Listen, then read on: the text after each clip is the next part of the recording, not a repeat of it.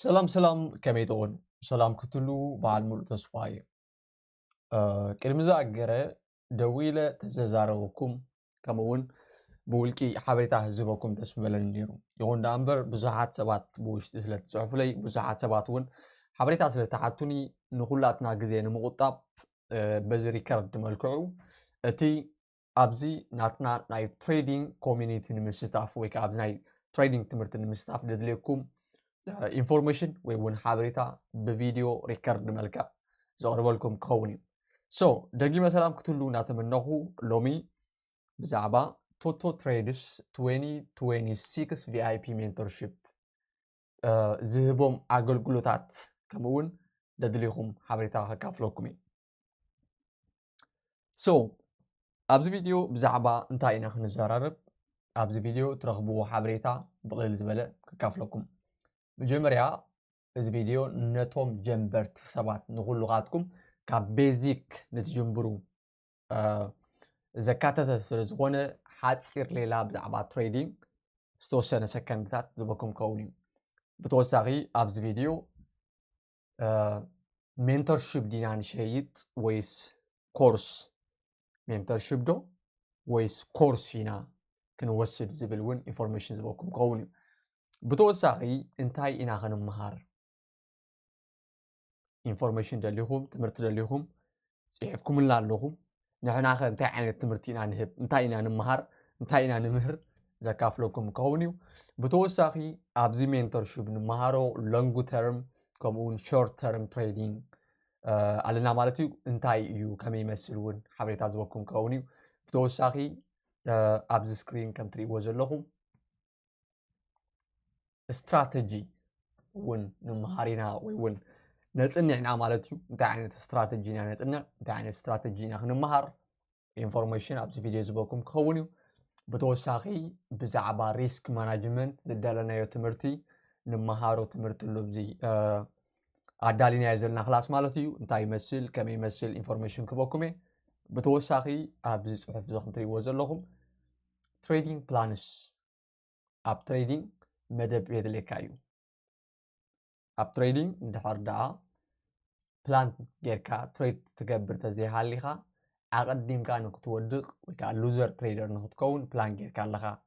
ኢልና ኢና ንዘራረብ ማለት እዩ ወይ ከዓ ኢልና ኢና ንምህር ኩሉ ግዜ ማለት እዩ ሶ ትሬዲንግ ፕላን እንታይ እዩ ከመይ ይመስል እቲ ንምሃሮ ርእሲ ክትክፍ ኢና ብተወሳኺ ዘየቋርፅ ሓገዝ ካብ ቶቶ ትሬድስ እውን ትረኽቡ ኢኹም ኣብዚ ሜንተርሺፕ እዚ ወይ ከዓ ኣብዚ ተዳልዩ ዘሎ ክላስ እንታይ ይመስል እውን ኣብዚ ቪድዮ ሓበሬታ ክበኩም እየ ብተወሳኺ ዓብ ስእሊ እቲ ዕላማ ናይዚ ሜንተርሺፕ እንታይ እዩ ኪኖት ንምሃሮ ትምህርቲ ንሕና ዕላማን ራእይን ዘለዎም ሰባት ኣብ ምንዳይ ኢና ንርከብ ዘለና ዕላማን ራእይን ናይቲ ሜንተርሺፕ ወይ ከዓ ብድሕሪ እቲ ትምህርቲ ዘሎ ዓብይ ስእሊ እንታይ ይመስል ደድልየና ግዜ ኣዋህባ ናይቲ ሜንተርሺፕ ኣብዚ ቪድዮ ዝገልፀልኩም ክኸውን እዩ ማለት እዩ ሶ ሓደ ብሓደ ገልፀልኩም እየ ንኸይድ ናብቲ ቀፃሊ ገፅና ማለት እዩ ኣብዚ ስክሪን ከም ትሪእዎ ዘለኹም ሓፂር ሌላ ምስ ትሬዲንግ እዩ ዝብል ሶ ሓፂር ሌላ ምስ ትሬዲንግ ክህልወና እዩ ትሬዲንግ እንታይ እዩ ኣቕልል ቢልካ ሲምፕሊፋይ ገርና ክንሪኦ ከለና ትሬዲንግ እንታይ እዩ ሕጂ ትሬዲንግ ክንብል ከለና ኢንተርነትን ላፕቶፕን ተጠቂምካ ትሳተፎ ዓለም ለኻዊ ዕዳጋ እዩ ሓደ ኢንተርናሽናል ወይ ከዓ ዓለም ለኻዊ ዝኾነ ፋይናንሻል ማርኬት ዝበሃል ወይ ከዓ ፋይናንሳዊ ዕዳጋ ኣሎ ኣብዚ ፋይናንሳዊ ዕዳጋ ብኢንተርነትን ላፕቶፕን ኢኻ ትሳተፍ በዚኦም መሳርሕታት እዚኣቶም ተጠቂምካ ትሳተፎ ዕዳጋ ትሬዲንግ ተባሂሉ ይፅዋዕ ማለት እዩ ሶ ትሬዲንግ እንታይ ኢና ንገብር ትሬዲንግ ዝተፈላለዩ ባጤራታት ስቶክ ማርኬታትን ምግዛእን ምሻጥን እዩ ኩሉ ግዜ ከምቲ ባህላዊ ንግዲ ማለት እዩ ዕዳጋ ምስ ተሓተ ትገዝእ ማለት እዩ ክውስኽ ከሎኻ ትሸይጥ ማለት እዩ ልክዕ ናብ ናትና ባህሊ ተምፂኻዮ በጊዕ ገዚእኻ ኣስቢሕኻ ከም ምሻጥ ወይ እውን ከም ምልዋጥን እዩ ማለት እዩ ንእሽተይ ኣብነት ክበኩም ክእል እየ ንሓደ ዕዳጋ ንኣብነት ንሓደ ዕዳጋ ወይ እውን ንሓደ ባጤራ ሓደ ገንዘብ ማለት እዩ ብ$100 ገዚእኻዮ ድሕሪኡ 105 ምስ ኮነ ትሸጦ ስለዚ እንታይ ማለት እዩ 500 ሚእታዊት ትርፊ تركب على خويكا أتاوي تركب على خزيادة مالتيو بنصارو نقاطمك أيو هذا جزء نهاد عداقة $100 جزء خايو جن تعداقة عند حرات تقنيسو $95 تقينو بنصارو مالتي ستوبلوس بحالو ملو بملو أيكون كان جذب كات خسر إتا دوردة تطري $5 حرات تقنيسا $95 تترف زي مالتك 500 تخسر مالتي أجي تريدينج بعلامة بتعجستي بمدب تسرح خايو ناي مصاب كلتنا كايو سخيو كتعب يلو تخيليها كعبيه كاد زخيل مويان تمرتني مالتيو سو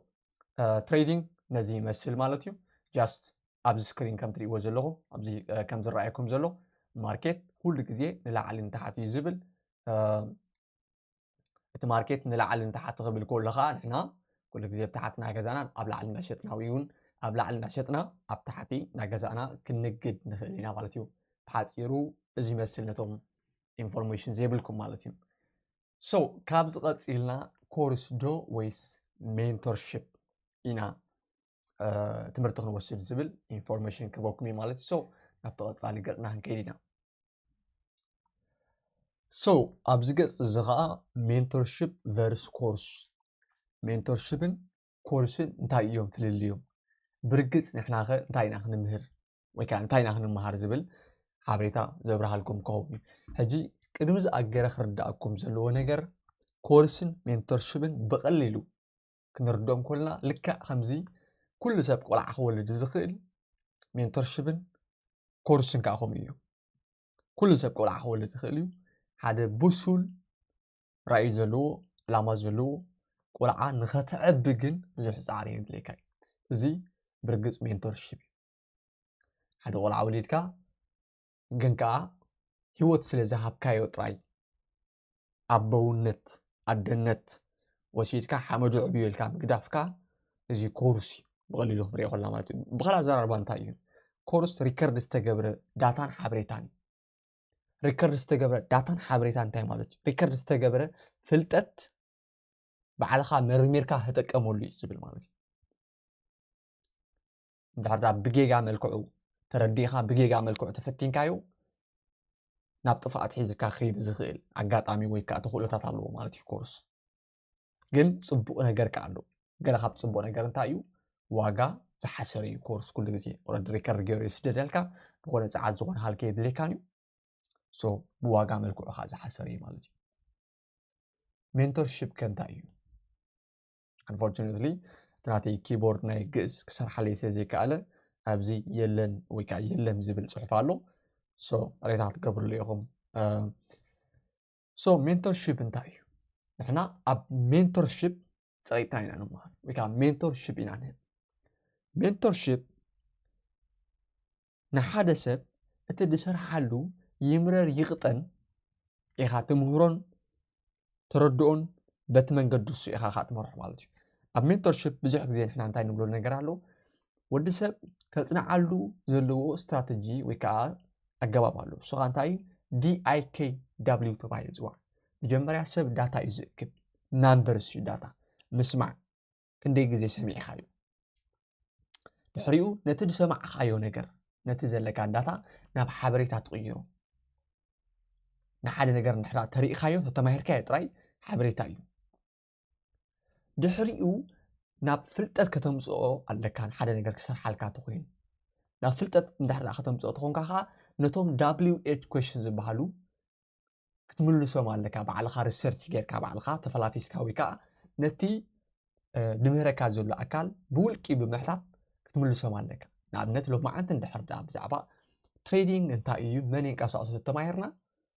تتماهركا حابريتا لكا مالتي واي نمنتاي سلمنتاي معاس بخمي من زبل ندحر دا تحتات بعلخا كتملسو تخيل كاغن فلتت عليك مالتي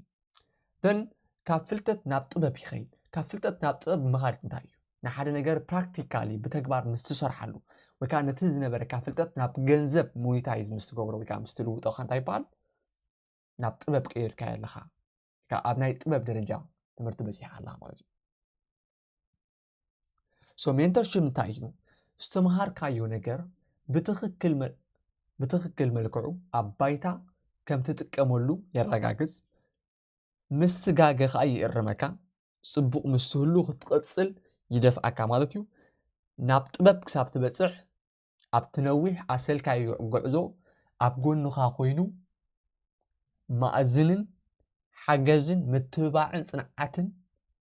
ዕላማን የርእካ ማለት እዩ ኣብ መወዳእታ ድማ ምሳኻ ዓወትካ ይኽብር ማለት እዩ ሶ እዚ እንታይ ይበሃል ሜንቶርሺፕ ወይ ከዓ ምዕላም ይበሃል ምዕላም ድሕራ ተመፂና ምዕላም ናብ ናይ ከብቲ ድሕራ ተምፂኻ ንኣብነት ኣብ ገጠራት ኣፍልጦ እንተሃሊኩም ንሓደ እንስሳ ናትካ ምዃኑ ድሕራ ክትረጋግፆ ትኾንካ ኣብ እዝኑ ብሓዊ ጌርካ ክትዕልሞ ክትኽእል ኣለካ ማለት እዩ ኣብ እዝኑ ኣብ ክሳዱ ኸውን ካብ ሕቑ ኸውን ይኽእል ክትዕልሞ ከለካ የቃፅል እዩ ድሓር ግን መንነቱ ኣየጥፍእን እቲ እንስሳ ሶ ብዙሕ ኣሰልካዩ ዝኾነ ብዙሕ ሰዓት ዝሓተካ ግን ከዓ ዋጋ ትትኸፍሎ መስዋዕቲ ውርዝ ዝገብር ዓይነት ትምህርቲ እዩ እቲ ዲስኣድቫንቴጅ ናቱ ወይ ከዓ እቲ ሕማቕ ጎኒ ናይ ሜንቶርሺፕ ከዓ ብዙሕ ሰዓት ስለ ዝሓትት ዋጋ የድልየካ እዩ ማለት እዩ ዋጋ ዝኸበረ እዩ ካብ ኮርስ ማለት እዩ ሶ ብሓፂሩ ኣብዚ ሕጂ እዋን ኮርስ ወይ ከዓ ዳታን ሓበሬታን ማለት እዩ ካብ ኢንተርኔት ክትረኽቦ ትኽእል ኢኻ ብዝሕ ናይ ሓበሬታን ናይ ዳታን ትክክለኛ ዳታን ሓበሬታን ትጋግየሉ ወይ ከዓ ክትፈልየሉ ዘይትኽእለሉ ደረጃን ግዜን እያ በፂሕና ዘለና እምበር ሓበሬታ ትምህርቲ ትስእነሉ ይኮነን እቲ ትምህርቲ ከም ዝሰርሕ ብኸመይ ከም ትፍትኖ ፈቲንካ ብትክክል መልክዑ ከም ዝሰርሓልካ ዘርእየካ ግን ሜንቶር የድልየካ እዩ ስለዚ ንሕና ሜንቶር ክንህብ ንፍትን ከም ዘለና ወይ ከዓ ሜንቶርሺፕ ከም ንህብ ኣብ ግምት እቲኹም ነዚ ሓበሬታ ነዚ ቀፂልና ንዘራረበሉ ዕላማታት ነዚ ቀፂልና ንዘራረበሉ ትምህርቲ ክትርድእዎ ይደሊ ማለት እዩ ሶ ናብ ተቐፃሊ ሓበሬታ ሓልፈኩም እየ ኣብዚ ገፅ እዚ ከዓ እንታይ ኢና ክንምሃር ዝብል ኣርእስቲ ክነልዕል ኢና ትሬዲንግ ኣብ ክልተ ከፊልና ክንሪኦ ንኽእል ኢና ሕጂ ትሬዲንግ ኢልካ ክዛረብ ከለካ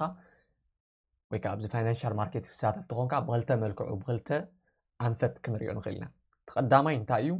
ሎንግ ተርም ኢንቨስትመንት ወይ ከዓ ሎንግ ተርም ኢንቨስቲንግ ይበሃል ትሬዲንግ ኣምፂና ብስትራቴጂ ብዕላማ መልክዑ ናብ ዝሰርሕሉ ሰባት ክመፅእ ከለካ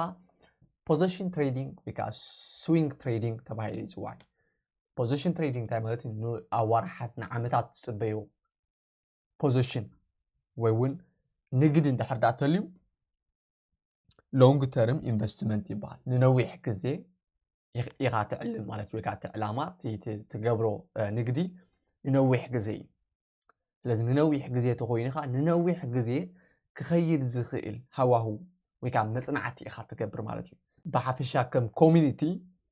ዲስካቨር ዝገበርናዮም ብሉፃት ካምፓኒታት እንዳላለናኩም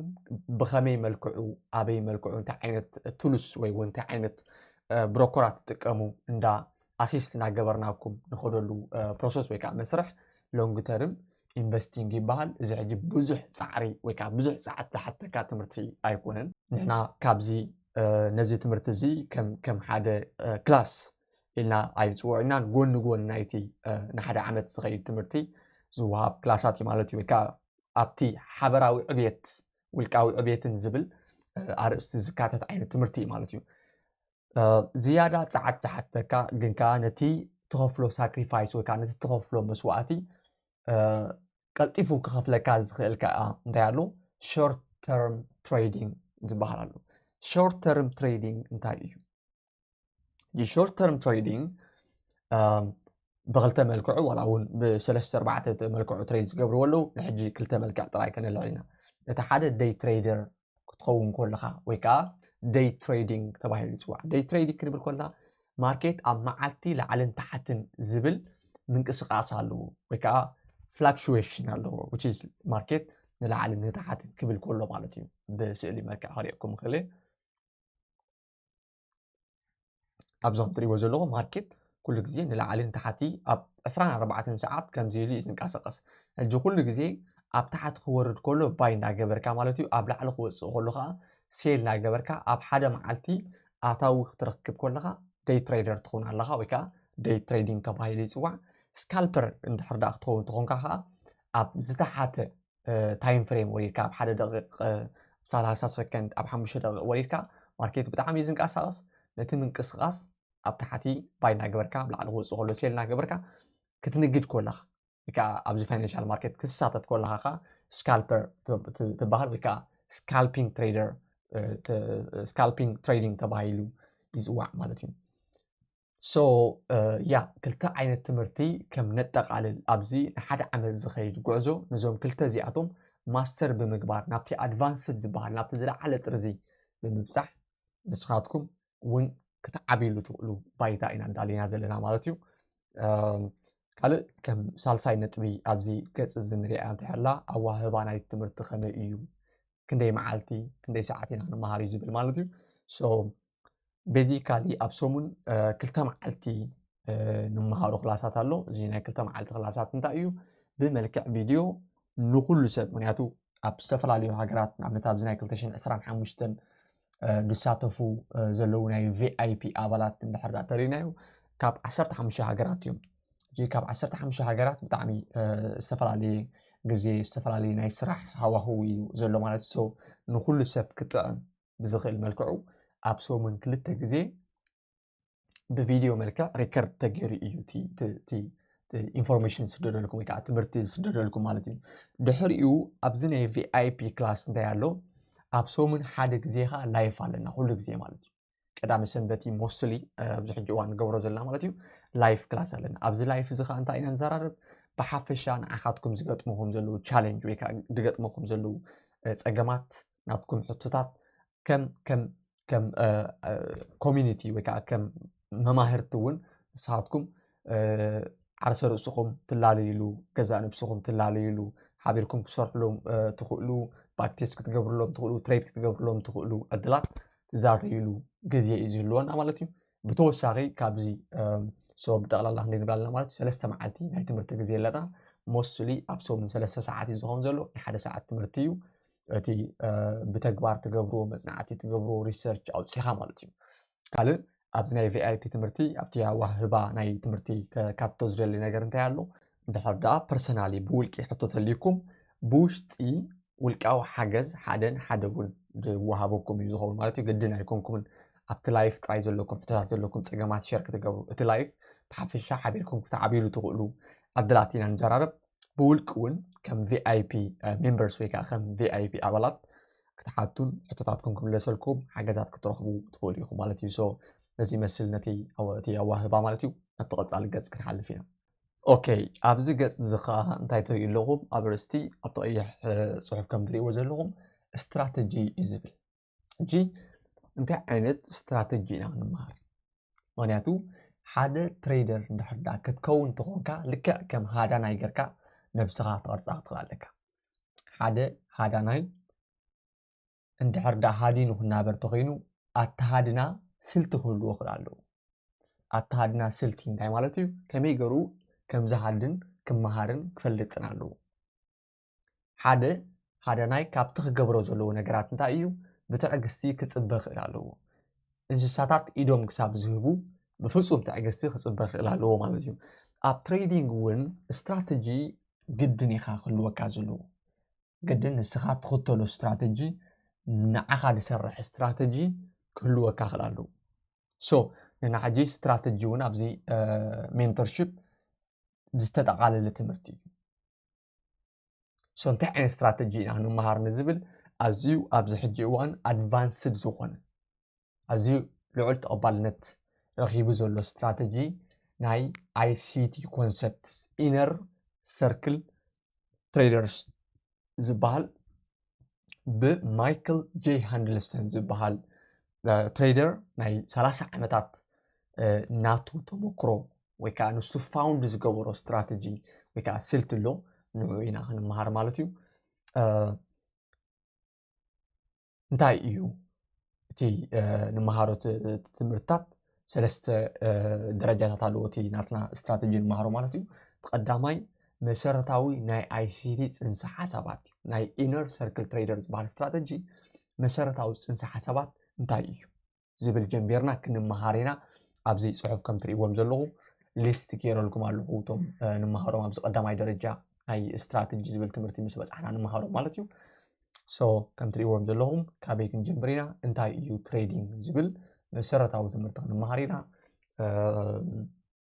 ንትሬዲንግ ወይ ከዓ ንዚ ፋይናንሻል ማርኬት መን እዩ ዘንቀሳቅሶ ማርኬት ስትራክቸር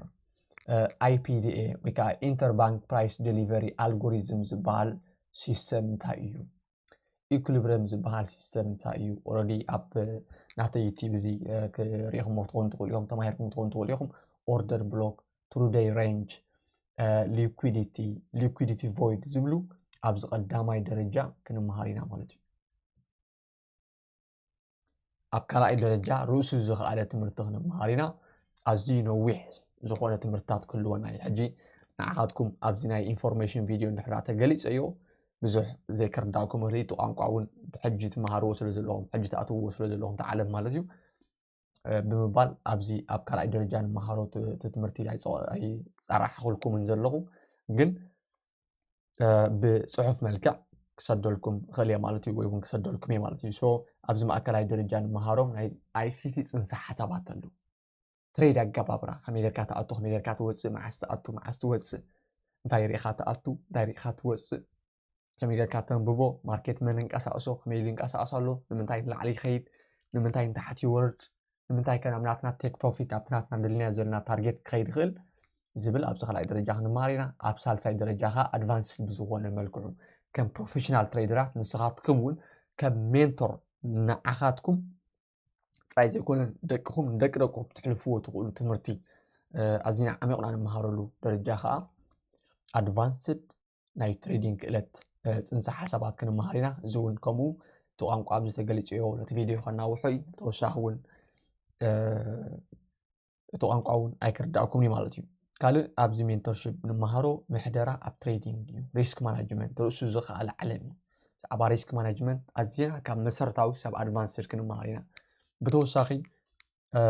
መደብ ኣብ ትሬዲንግ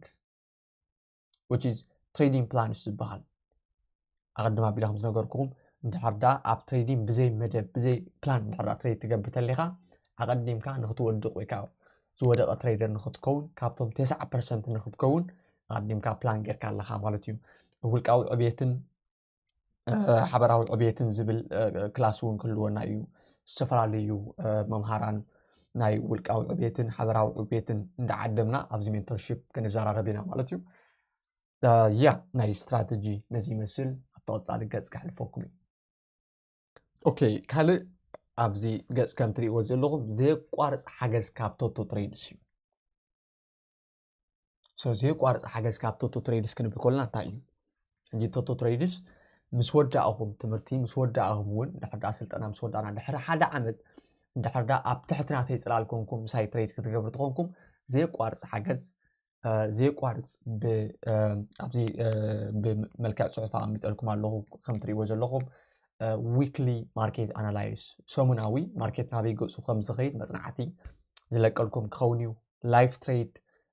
ኣነ ትሬድ ዝገበርክዎ ሪካርድ ገይረ ዝሰደልኩም ክኸውን እዩ ኩሉ ግዜ ኣብ ሓደ ግሩፕ ስለ ዘለና ማለት እዩ ብሓደ ኮይና ላይፍ ባክ ቴስት ሴሽን ክህልወና እዩ ብሓደ ኮይና ባክ ቴስት ክንገብር ኢና ዝተፈላለዩ ፅንሰ ሓሳባት ዝተፈላለዩ ሓደሽቲ ነገራት እንድሕር ዳ ምስ ተማሃርኩም ሓደሽቲ ነገራት ምክንያቱ ኣብ ትሬዲንግ ኩሉ ግዜ ክትመሃር ስለ ዘለካ ኩሉ ግዜ ኣፕዴት ስለ ትገብር ኣብቲ ሂወትካ እንድሕር ዳ ሓደሽቲ ነገራት ተልዮም ብሓደ ኮይና ኣፕዴት ክንገብር ኢና ብሓደ ኮይና ክንዓብየሉ ንኽእል ባይታ ዘድልየኩም ሓገዛት እውን ዘየቋርፅ ሓገዝ ክህልወኩም እዩ ማለት እዩ ብተወሳኺ ላይፍ ታይም ቻት ሳፖርት ኣለኩም ላይፍ ታይም ቻት ሳፖርት እንታይ ማለት እዩ ድሕር ዳ ዝኾነ ሓገዝ ተደልይኹም ተፂሒፍኩም ለይ ክምልሰልኩም ገለ ኣካል ናይዚ ሜንተርሺፕ ማለት እዩ ክምልሰልኩም ዘለኩም ሕቶ ክሕግዘኩም ኣካል ናይዚ ሜንተርሺፕ ካልእ ኖሽን ጆርናል ኤን ትሬዲንግ ፕላን ቴምፕሌትስ ዝበሃሉ ኣዝዮም ሓገዝቲ ነጥብታት ኣለዉ ወይከዓ ባእታታት ኣለዉ ማለት እዩ እንታይ እዩ ፕላን ከመይ ጌርካ ተውፅእ ናተይ ፕላን ኢኹም ኮፒ ጌርኩም ትጥቀሙ ከመይ ጌርካ ኢኻ ሪስክ ማናጅመንት ከመይ ጌርካ ኢኻ ኤንትሪ ሞዴል መእተውን መውፅእን ተቐምጥ ወይ ከዓ ሕግታት ተቐምጥ ካብ ናተይ ኢኹም ኮፒ ትገብሩ ማለት እዩ እዚ እውን ሼር ክገብረልኩም እየ ምስ ግዜ ምስ ኣፕዴት ምስ ንገብርካ ኩሉ ግዜ ምሳይ ኣፕዴት እናገበርኩም ከም ትሬደራት ክትዓብዩ ትኽእሉ ኢኹም ማለት እዩ ላይፍ ታይም ኣክሰስ ፎር ሜንተርሺፕ ቪድዮስ ዝብላልና ኣሎ ማለት እዩ ነቲ ሜንተርሺፕ ናትና ክላስ ምስ ወዳእና ወዲእና ኢና ስለዚ ድሕሪ እዚ ቪድዮ ኣይትሪእዎን ኢኹም ኣይኮነን ኣብ ደስ ዝበለኩም ግዜ ተመሊስኩም ነቲ ቪድዮታት ዝተምሃርናዮ ነቲ ንገብሮ ላይፍ ቻት ወይ ከዓ ናይ ላይፍ ዲስከሽን ወይ ዝርርብ ኩሉ ግዜ ተመላሊስኩም ክትመሃሩ حدش ነገር ምዝህሉኻ ክደጋግሙ ትኽእሉ ኢኹም ማለት እዩ ኦኬ ካልእ ዋን ቱ ዋን ኮቺንግ እውን ኣለና ዋን ቱ ዋን ኮቺንግ እንታይ እዩ ሓደ ንሓደ እንድሕር ዳ ኣብ ትሬዲንግ ንኣብነት ፕራክቲካል ፕሮጀክትስ ኣለና which is ፕራክቲካል ቻሌንጅ ኣለና ብተግባር ትሬድ እናገበርኩም ንስኻትኩም ውፅኢታት ናትኩም ኣነ ትራክ ዝገብሮ ማለት እዩ which is ኣነ ካታተሉ እንታይ ፀገምኩም እንታይ ጎድለኩም ኣሎ እንታይ ክትውስኽ ኣለኩም እንታይ ፅቡቕ ኣሎ ዋን ቱ ዋን ሓደ ንሓደ ኣሲስ ዝገብረኩም ወይ ከዓ ሓገዝ ዝህበልኩም ኣጋጣሚታት ወይ ከዓ ዕድላት እውን ኣለዉ ማለት እዩ ሶ ነዚ ይመስል ኣብ መወዳእታ ናይ ስልጠና እውን ሓደ ከዘክረኩም ዝደሊ ነገር እንታይ ኣሎ ኣብ መወዳእታ ናይ ስልጠና እውን ናይ 100,000 ቻሌንጅ ብሓንሳእ ኮይና ብምውሳድ ብሓንሳእ ኮይና እቲ ቻሌንጅ ብምሕላፍ ማለት እዩ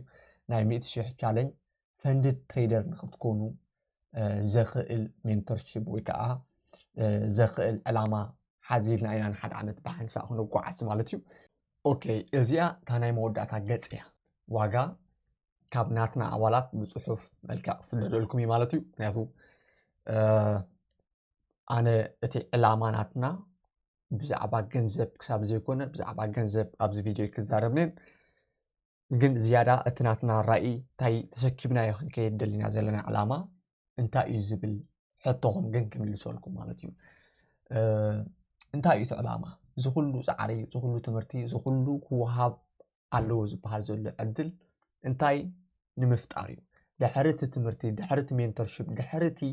ናይ ትሬዲንግ ሂወት እንታይ ንምፍጣር እዩ ምክንያቱ ንሕና ክንዮት ትምህርቲ ዕላማ ኢና ክንሓዝል ፃውዒት ንቕርብ ዘለና ማለት ሶ እቲ ዕላማ እንታይ እዩ እቲ ዕላማ እንታይ እዩ ወዲ ሰብ ብተፈጥሩ ናብ ፐርፌክሽን ክፅጋዕ ይኽእል እዩ which is ናብ ፍፁምነት ክፅጋዕ ይኽእል እዩ ግን ፍፁም ክኸውን ኣይክእል እዩ እቲ እንኮ መራፂ ወዲ ሰብ ናብ ዝሓሸ ሰብ ክቐርበሉ ዝኽእል እንታይ እዩ ብሓደ ኮንካ ምስ ትሰርሕ እዩ ብሓደ ኮንካ ምስ ትዓቢ እዩ ምክንያቱ ካብ ሓደ ርእሲ ክልተ ርእሲ ከም ዝሓይሽ ኩላትና ስለንኣምን ማለት እዩ ሶ እቲ ናትና ዕላማ እንታይ እዩ ናይዚ ሜንተርሺፕ ዋና ዕላማ እንታይ እዩ እንድሕር ዳ ተልኩምኒ እቲ ዕላማ መጀመርያ ተመሳሳሊ ድሌትን ራእይን ዘለዎም ሰባት ምርካብ እዩ እዚ ከዓ ነዚ ተፀዊዑ ዘሎ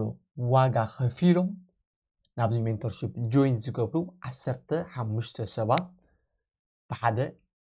ክትራኸብ ኢኹም እዚ እንታይ ማለት እዩ እቲ ድሌት በዚ ፕሩፍ ኮይኑ ኣሎ ድሌት ከም ዘለዎም እዞም ሰባት እዚኣቶም ክንድዚ ዝኣክል ባጀት ሰሊዖም መፅኦም ኣለዉ ድሕሪኡ ነዞም ሰባት እዚኣቶም ተመሳሳሊ ወይ ከዓ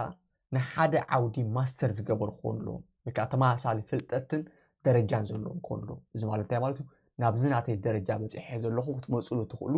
ሲስተም ኣዳሊና ኣለና ድሕሪኡ ተመሳሳሊ ድሌት ዘለዎም ሰባት ተመሳሳሊ ናይ ፍልጠት ደረጃ ዘለዎም ሰባት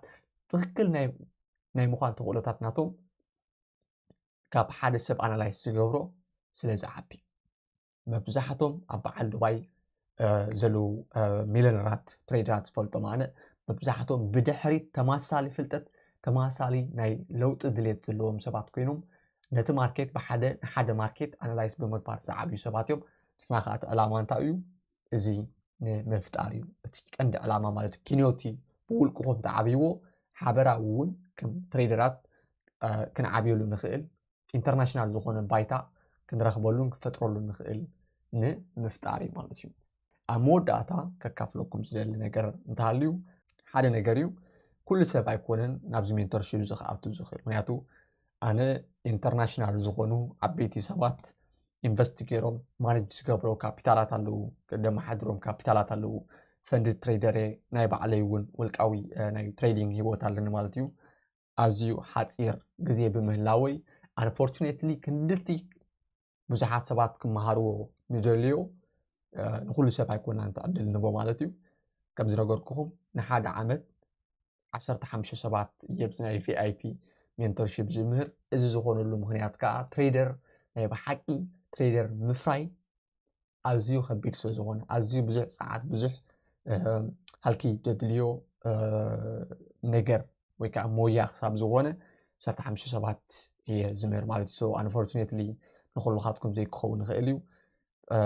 ሶ ካባኻትኩም ዝድለ ነገር ኣሎ እሱ ከዓ እንታይ እዩ መጀመርያ ኣብ ዩቲዩብ ኣብዚ ስእሊ ከም ትሪእዎ ዘለኹም ቶቶ ትሬድ ዝብል ናይ ዩቲዩብ ቻነል ኣለና ማለት እዩ أبو أتيهم أتتدالي زلو مسارتاوي تمرتي ويكا old videos ويكا نايكادم فيديوهات أتيهم كتريوو بزعباتن مهارو ويكا نجمبرو تمرتخا مسارتاوي زخون النقحات ويكا ترديت نهلوكم قديتا كوي مالتي سو